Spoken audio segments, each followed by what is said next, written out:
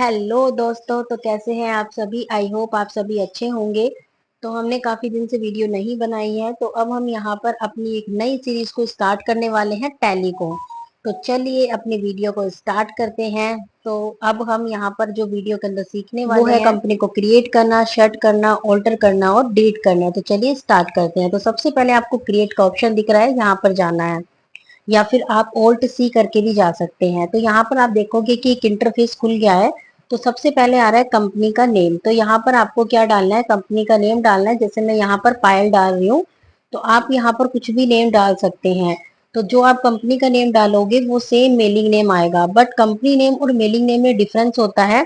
जो mailing name होता है, जैसे मैंने आपको बोला कि मान लो दो पायल है, तो मुझे ये लिखना है कि भाई एक पायल रेवाड़ी में है और एक पायल मान लो दिल्ली में है, तो मेलिंग नेम के अंदर मैं पायल रेवाड़ी लिख दूंगी। इसके बाद आप स्टेट डालोगे, पिन कोड डालोगे, अपना फोन नंबर डालोगे, फैक्स नंबर डालोगे, और इसके बाद हम आगे चलेंगे अपनी इंफॉर्मेशन के अंदर। तो यहाँ पर ये चीज आपको याद रखनी है, कंपनी और ईमेल वाली। इसके बाद आता है फाइनेंशियल ईयर। फाइनेंशियल ईयर मतलब 1 अप्रैल। जो हमारा फाइनेंशियल ईयर होता है वो 1 अप्रैल को स्टार्ट होता है, और बुक बिगिनिंग आपकी कभी भी स्टार्ट हो सकती है, जैसे कि 1 अप्रैल, 1 मई, कभी भी। तो इसके बाद हम इसे सेव कर लेंगे यस पे क्लिक करके, या फिर आप कंट्रोल ए भी कर सकते हो।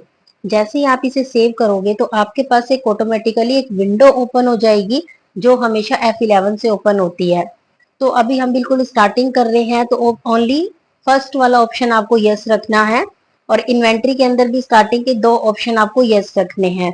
बाकी आपको सभी को नो कर देना है। अगर यस है तो भी नो कर दो, और फिर कंट्रोल ए कर दो। इसके बाद हम यहाँ पर सीख गए हैं कि कंपनी को क्रिएट कैसे किया जाता है। तो फ्रेंड, अब हम इसके बाद सीखेंगे कि हमें कंपनी को ऑल्टर कैसे करना है। तो आप दबाएंगे ऑल्ट के।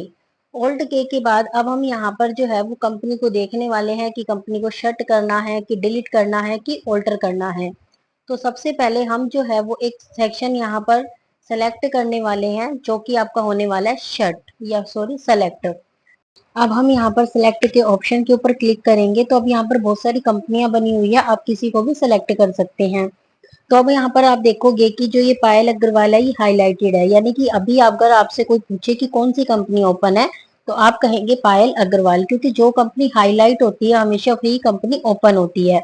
इसके बाद हम सीखेंगे यहाँ पर शट करना।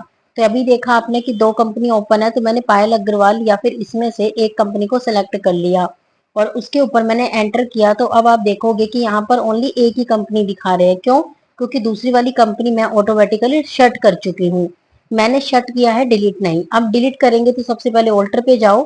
अगर कोई इन्फॉर्मेशन अगर चेंज करनी है तो उसके लिए भी ऑल्टर पे ही जाते हैं। अदरवाइज हम क्या करेंगे, ऑल्टर पे जाओगे और वहां पर आपको दबाना है ऑल्ट डी। मैंने बोला है ऑल्ट डी। तो जैसे ही आप ऑल्ट डी को प्रेस करते हो, तो उसके साथ साथ क्या होता है, आपकी जितनी भी इंफॉर्मेशन होती है वो सारी डिलीट हो जाती है। तो अब हम यहाँ ऑल्ट डी दबाएंगे और यस के ऊपर क्लिक कर देंगे, और जैसे ही दोबारा यस पे क्लिक करेंगे तो आप देखोगे कि आपकी जो कंपनी है वो डिलीट हो चुकी है परमानेंटली।